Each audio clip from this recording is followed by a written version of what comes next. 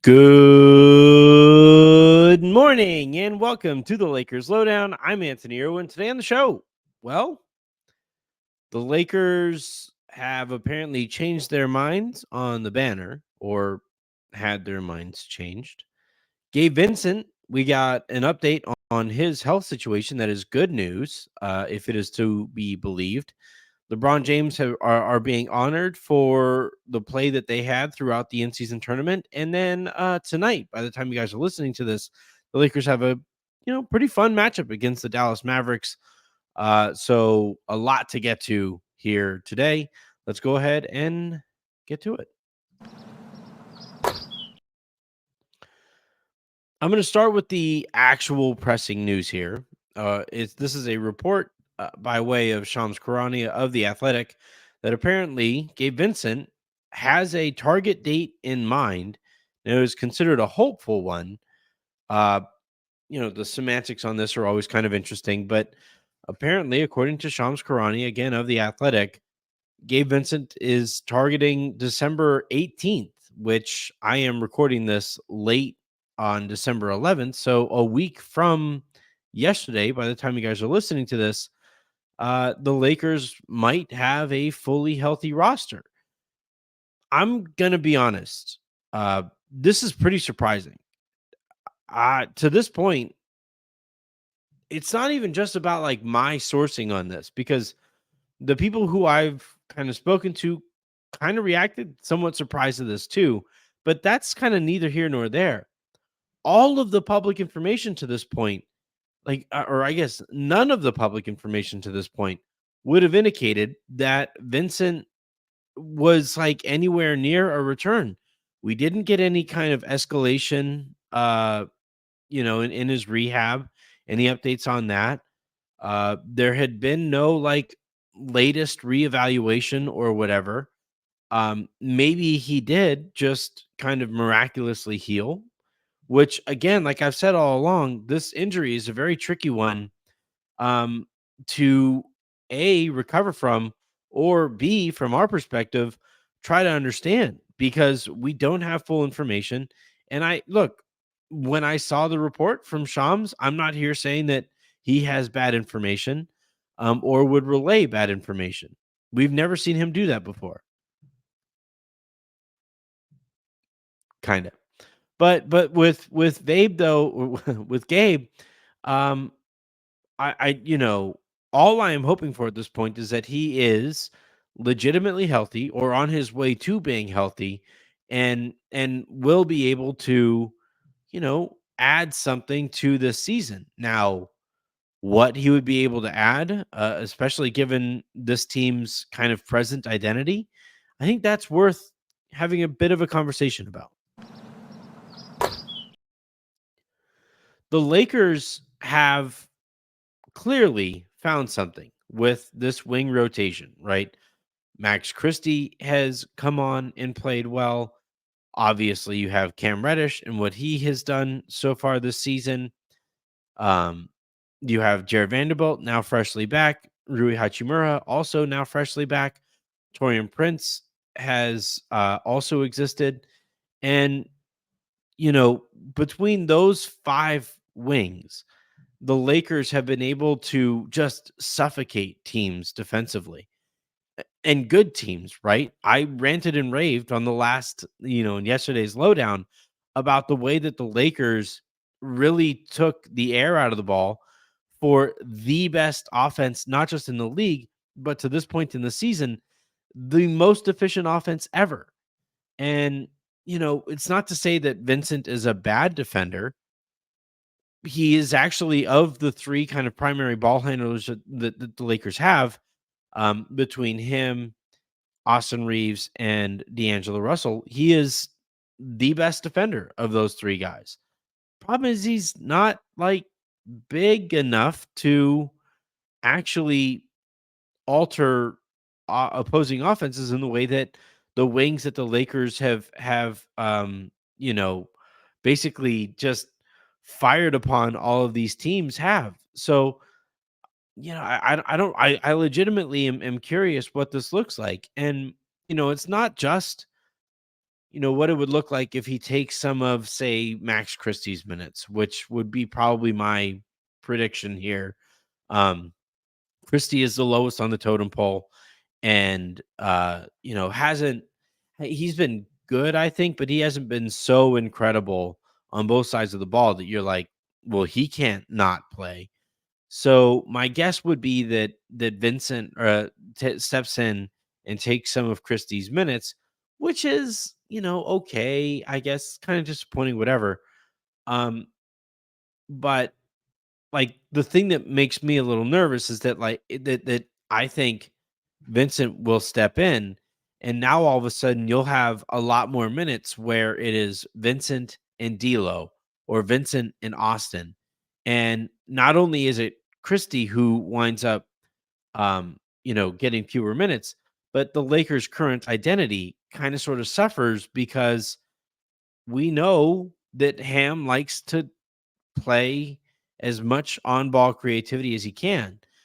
Um, so yeah, and like by the way, it also makes sense that you would want to get Vincent some minutes before you start getting to the point of the season where some of these decisions about personnel and across the roster have to start being made. And look, callously, I find myself intrigued by Vincent's return because unlike last year, where or even the year prior, where if Kendrick Nunn was in trade rumors, it was just as a contract because he wasn't doing anything on the court.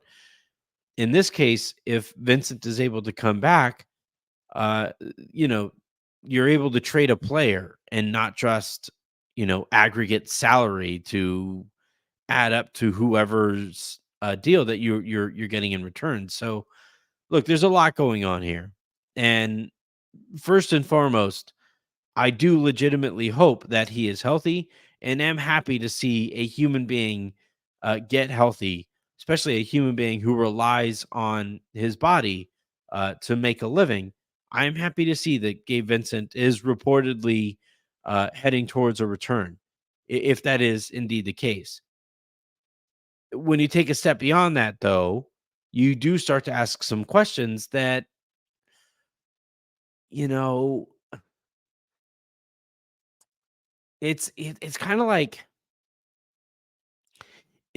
that guy at a party where uh party's going well and the guy walks into the party and this guy's like known for controlling the Bluetooth or the auxiliary cord or whatever.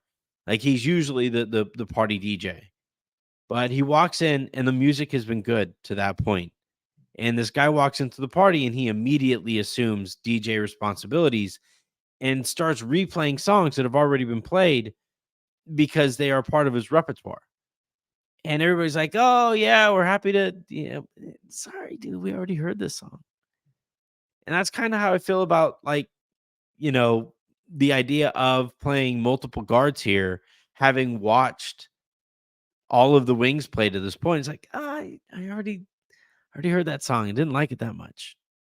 I don't really need to hear it again. We're good. I Is there any way we could just go back to the other guy's mix? Is that an option? Because if it's an option, I think I would maybe prefer to go in that direction. And I think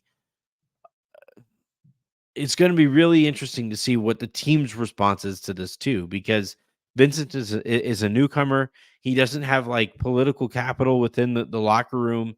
Didn't play very well in preseason. Didn't play very well for the stretches of time that we've seen him to this point in the season. And I do kind of wonder if like the rest of everybody else is gonna like, oh, cool, like Gabe, cool, you're back. Awesome. Great. Cool.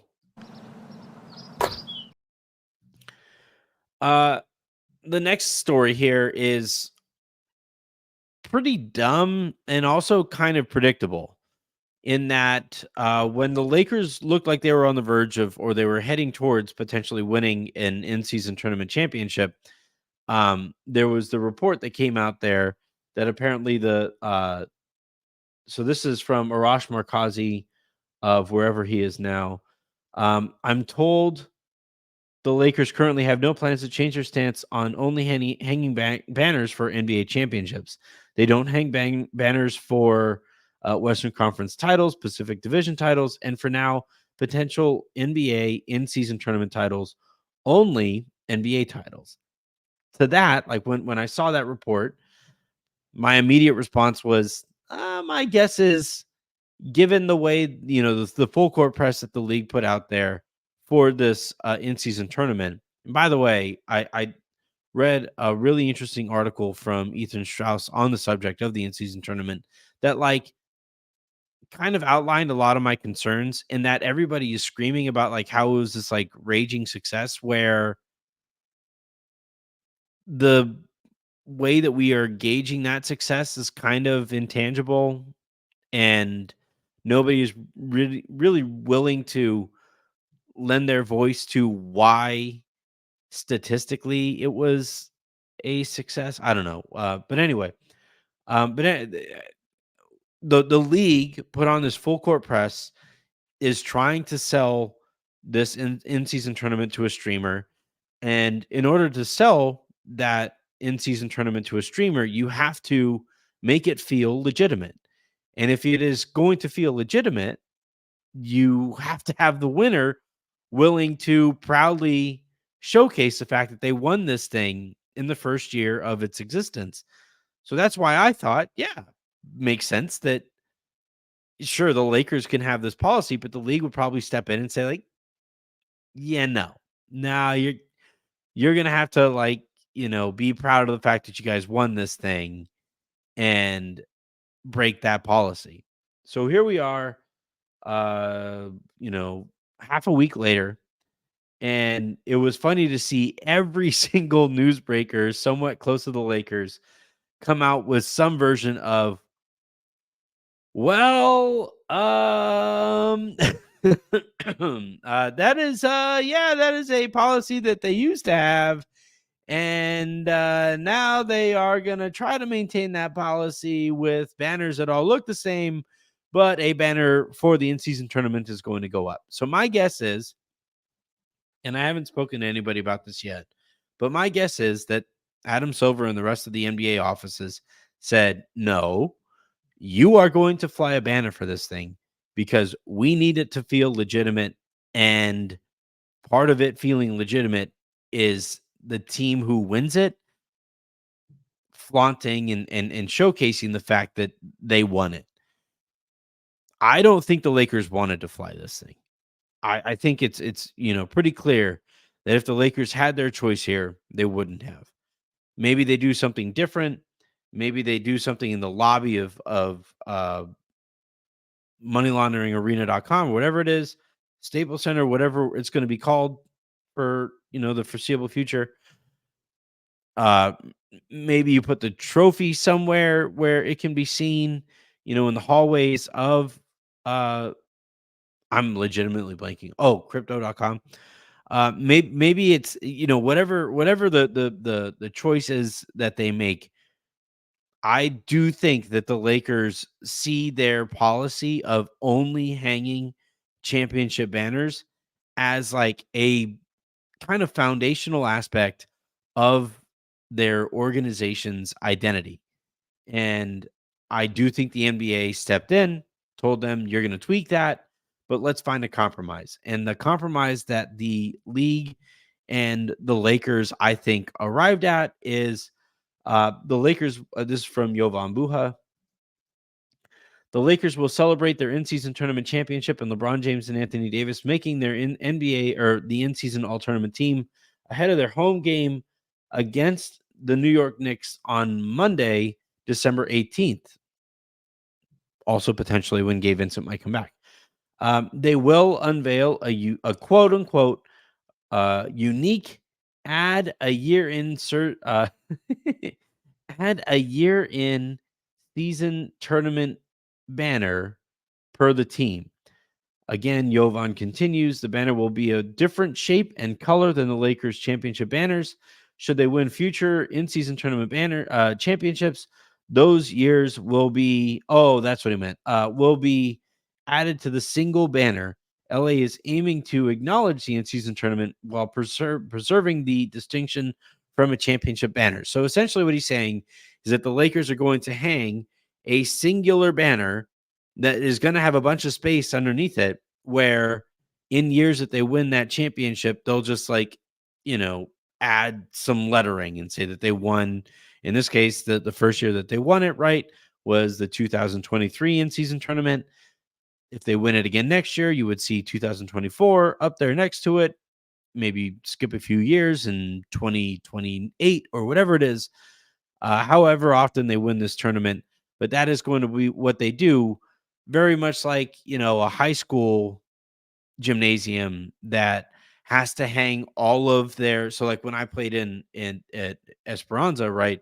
We had Esperanza was a very competitive athletic school. So you would have banners all throughout the gym there that all said, here's your track and field and years that you won league there and CIF stuff that you did over there. And there's the basketball one over there. And then there's the soccer one and the football one and the baseball one and all of that stuff. And you walk underneath it and you can see the years that team did what. And essentially that is what the Lakers what the Lakers in-season banner is going to look like. And you knew that this was coming. I knew that it was coming. Where I had a pretty good idea that this was coming, that being that the league was going to step in and say that, no, you are actually going to acknowledge this thing, especially being the league's marquee franchise, right? The Lakers of all teams have to acknowledge this. But I can't lie. It's a bit of a I'm not going to go so far as to say it's a bummer, but it is kind of like I already didn't care about this banner. And the league is like so focused on legitimizing the thing that you are making your marquee franchise alter one of its like core principles in order to acknowledge this thing that you just like sprouted out of nowhere. I don't know. I maybe I'm not the right person to talk about this. Maybe this is the kind of thing that I should talk to Harrison about and see what he feels about it. Because for me personally, I'm just like, this kind of sucks a little bit, right? It that I've always kind of taken pride in being a Lakers fan and saying like the only banners we fly are for championships. You could win the Pacific Division, you could win the Western Conference. Hell, the Lakers made the Western Conference Finals last year, and there's nothing that acknowledges last season up on the walls because the Lakers have had way too many actually special seasons to need to acknowledge that, right? You look at the Clippers and you expect to see a banner for 10-game winning streaks because they're the Clippers and they need to find something to prop up that organization and that culture's uh importance. In the Lakers case, it's propped up by all of the winning. So, yeah, I look, for those who were like psyched about it, do you, whatever. But I do find myself siding more with the people who are like, this is kind of lame.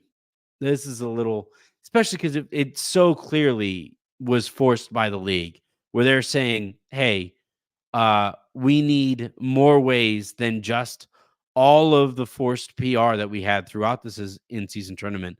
We need it to continue to feel important. And yeah, sure, you have your cute little policy there, but Netflix is calling, and they need to see that this thing is important. And by the way, Netflix already turned them down. Like apparently, again, according to Strauss, Netflix was like, "Nah, we don't need to do a documentary about that." You have HBO and Max, right? Zaslav is basically saying the head of Turner, basically saying like, we like having the NBA, but we don't need it, right? So you have like the league in this kind of weird position, and we'll see what this turns out to look like when it comes time to negotiate for the next media rights deal. But Yeah, as it pertains here, as it involves the Lakers and this policy that I actually have had, a bit of fandom pride built up in. It sucks that they had to break that policy because Adam Silver's stupid little tournament said so. Speaking of that stupid little tournament, LeBron James and Anthony Davis, like Jovan said, won or were honored as being a part of the all in season tournament first team. They completely deserve it, right? They're the team that won it, so it makes sense that they would have 2 names attached to it. LeBron was the MVP, so you knew he was going to be on there, and AD, frankly, was, like, the best player in the championship game, so you kinda understand why he would be on it. They were both very special in it. I thought, as I mentioned in yesterday's show, I thought they really showcased what the Lakers are capable of when those guys are both, when they're both engaged like that. And yeah, it's really cool. Congratulations to Anthony Davis and LeBron. Apparently, I was remiss in not mentioning Austin Reeves and the effort that he had in the championship game. Also cool to watch him play like that. My note as it pertains to Austin is every big game he seems ready to go for it. Um, but yeah, LeBron, AD, totally deserving of this really cool honor in its inaugural state.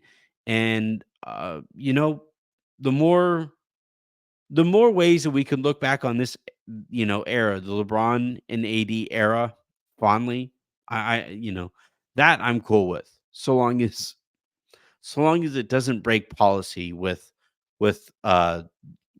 something that a policy that has, like, lasted literal decades in the Lakers organization. All right, really quickly, let's look ahead to the Lakers play the Dallas Mavericks. The Lakers play the, Dallas Mavericks tonight. By the time you guys are listening to this, it is in Dallas. I thought about going, but it is my wife's birthday literally today. I had to wait until, like, midnight to record this because I spent all day with her. Um, Not like it is some, bummer of a decision or whatever. But the Lakers head into Dallas. Dallas is, 1.5 point favorites in this one, which kind of sort of says that the Lakers are favorited in it. Injuries, I believe, um, the Kyrie Irving is dealing with an ankle thing, and he is considered a game time decision. The Mavericks have several game time decisions. You have Kyrie, Derrick Jones Jr., Tim Hardaway Jr., Maxi Kleba, and Grant Williams Kleba, Williams, and Hardaway are all out. Derrick Jones Jr. is a game time decision, and Kyrie Irving is considered a game time decision. On the Lakers side of things, Gabe Vincent still out. Jared Vanderbilt considered a game time decision. LeBron James game time decision. Anthony Davis game time decision, and Jalen Hood-Schifino is apparently also out. But yeah, I think the Lakers are going to be relatively healthy. They're playing against a short-handed Dallas Mavericks team. I would anticipate, and I'm really looking forward to what all of these wings can do to deal with Luka Doncic, who is having another special season offensively. So it's a game that I think the Lakers should probably take care of business in.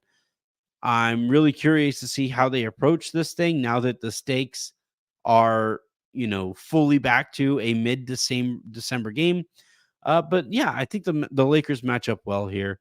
Should, I think handle their business and be able to continue the momentum coming off of 3 stellar wins. Phoenix beating the crap out of the Pelicans, and then Indiana to win the in-season tournament. Uh, I hope that there isn't, like, such a noticeable step back in terms of engagement and discipline and all that, even if I kind of sort of feel like I'm seeing that coming. But even if they do take a bit of a step back there, they are talented enough, especially against a short-handed Mavericks team that has been up and down this season. Um, I think the Lakers should be able to take care of business, even if they play with their food a little bit. I want to take a quick second here because for some reason, so the Lakers beat the Pelicans on Thursday, last Thursday. And the conversation coming out of that, I went back and because I was curious.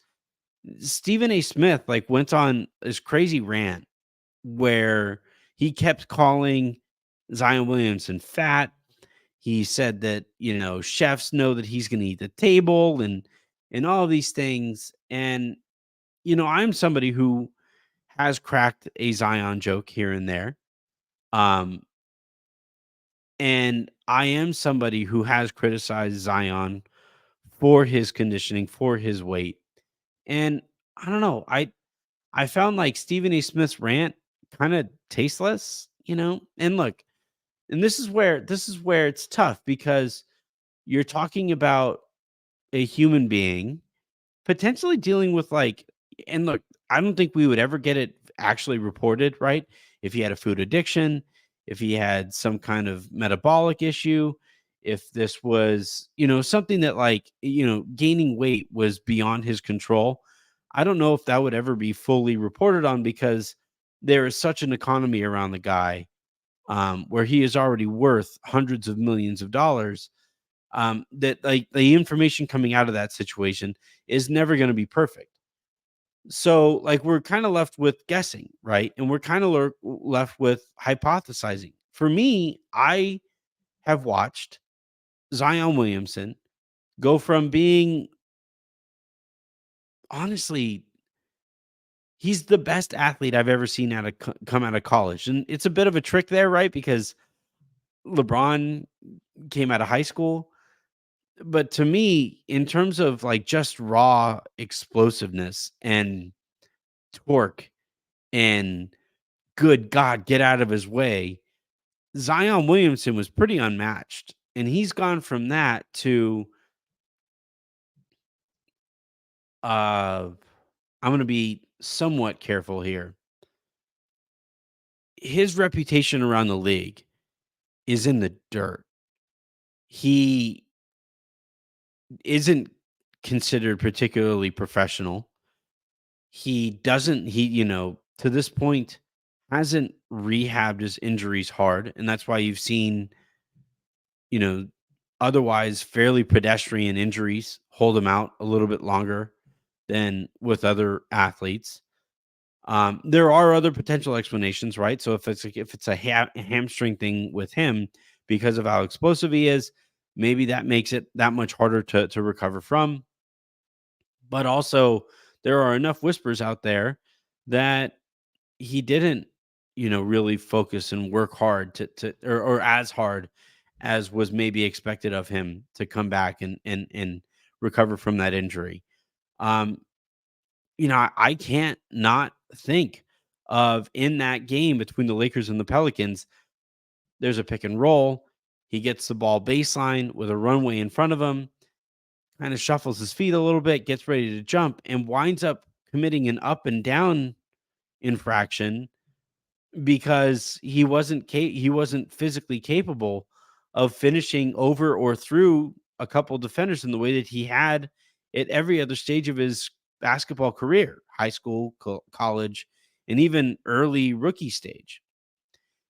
But the funny thing is, as all of this is going on, last night he played another really good game, right?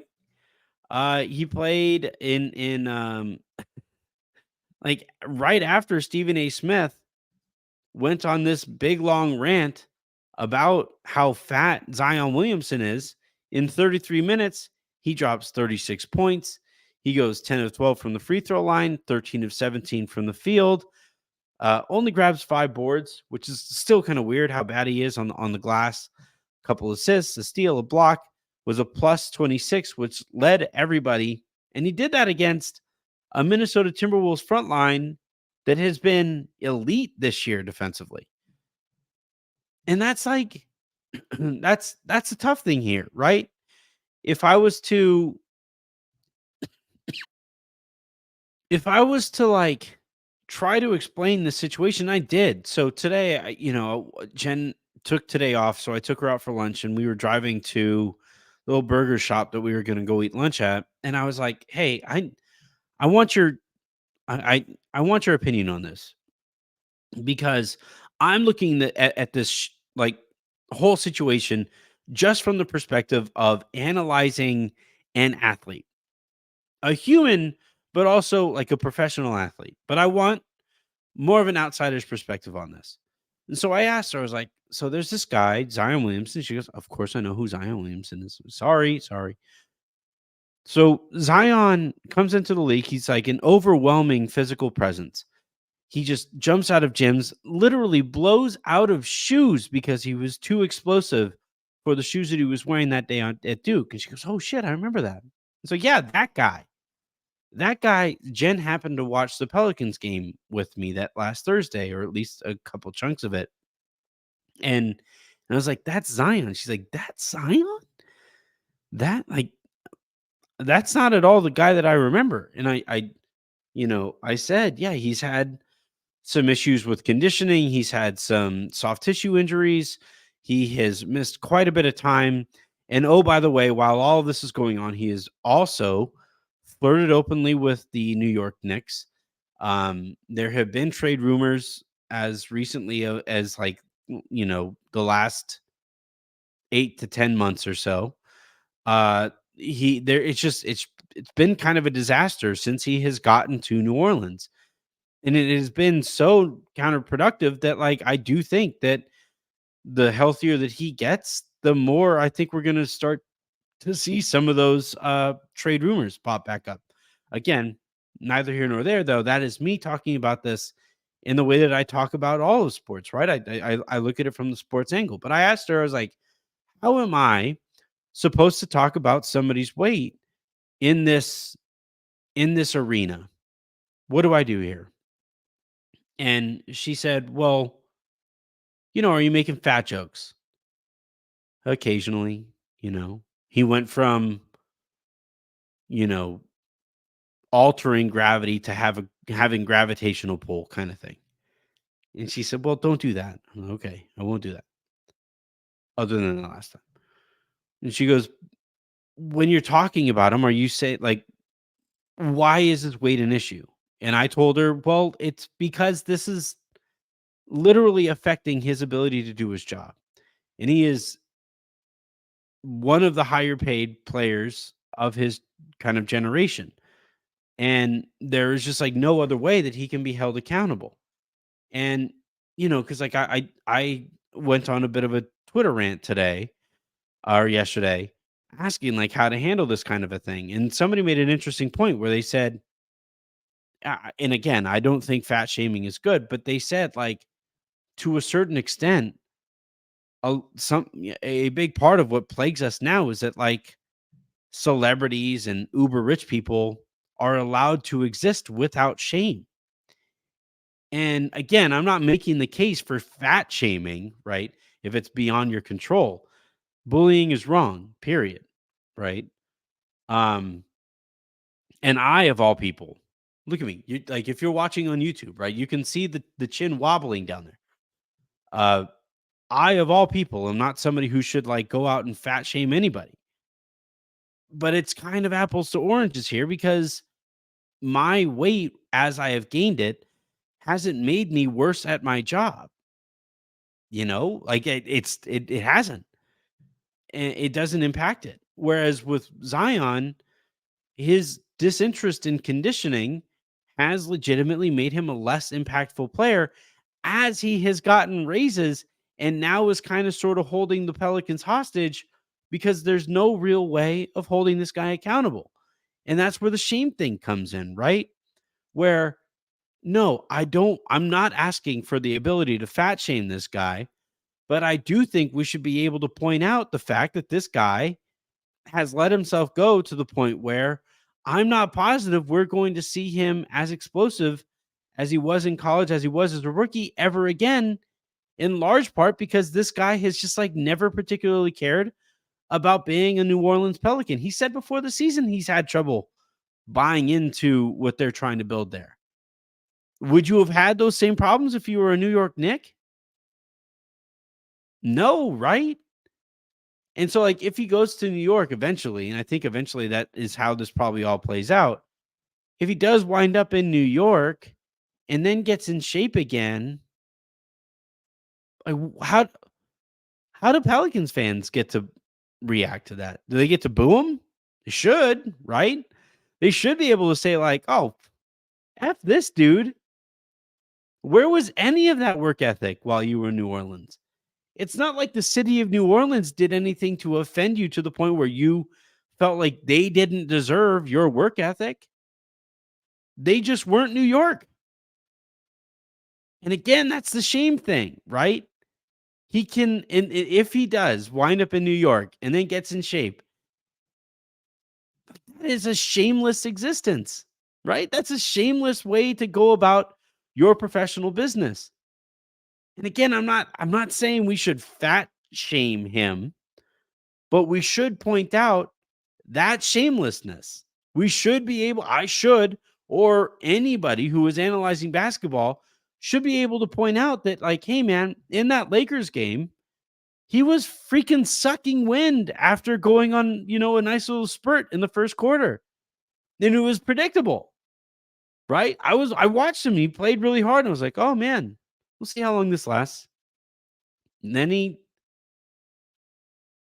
faded, but then what's crazy is that, like, he turns around, and this is the part that is, I think, the most maddening here, is that he turns around as these conversations are going on about how fat he is and how less of a player he is as a result of that poor conditioning. And he drops 36 points on 17 shots against the best defensive front line to this point in the NBA. And that's why he gets to hold the Pelicans hostage, right? Because they can't trade him at diminished cost. They can't. People would lose their jobs over the fact that this guy, like, hasn't shown up. And then when he does show up, you're like, God, where is this all the time? You know? So I don't know. It is a long rant. And this, honestly, this is legitimately, this is me asking you, the listener, how NBA media should handle this. To me, until there is actual bona fide reporting on some type of thyroid issue, metabolic, a food addiction kind of a thing, until we get, that possibility reported, I think we have to call out the poor conditioning. No, I don't think we need to go so far as to, like, make fun of it. And I do make those jokes. And this is where it's tough because with this industry, right? We have seen the lines between journalist and entertainer blurred, right? Stephen A. Smith is a former journalist, still likes to consider himself a journalist, still does sourcing and all of that stuff, but is, I think, now more entertainer than journalist. And if you're an entertainer, fat jokes work if the point is to get cheap laughs, right? And I think that's what's going on there. So all of this is very it's just very it's all very frustrating. And I wish we weren't, like, having to talk about this, because I wish this guy, like, the basketball fan in me, wishes that we didn't have to have these conversations about him, because while he was in shape, he was special, like, groundbreaking special. And he is still clearly capable of that kind of effort. I just wish, again, me being a basketball fan here, not a Laker fan, because the Laker fan in me was like, I enjoyed watching you just kind of sloth your way around a nationally televised, you know, special game in a semifinal spot, a knockout stage. I watched, I enjoyed the Lakers winning that game, and I enjoyed laughing at the Pelicans because obviously Lakers fans and Pelicans fans have this weird pseudo rivalry thing going on. But the basketball fan in me, and also somebody who like I've traveled to New Orleans. I love that city. Like legitimately, my favorite American city, period, to travel to. And they were like met enough really, really, really nice people there and know enough like really, really nice people who cover New Orleans sports, right? Um, I want to stop talking about this. I want this guy to get his act together. I just don't know if it's necessarily possible if we aren't allowed to criticize how long it has taken for this dude to get his act together. All right, that went a lot longer. That last conversation went a lot longer than it was supposed to go. So we are going ahead and get out of here with again the game tonight. So for those of you who want to find a fun way to watch it, I am going to be on All Access Lakers with Raj and with Shub and with the rest of the gang there as the Lakers are playing in Dallas. So check us out there, playback.tv/all access Lakers, or download the iOS app for the ability to watch us there, create an account, and then watch and comment and come on stage if you want, whatever you want to do.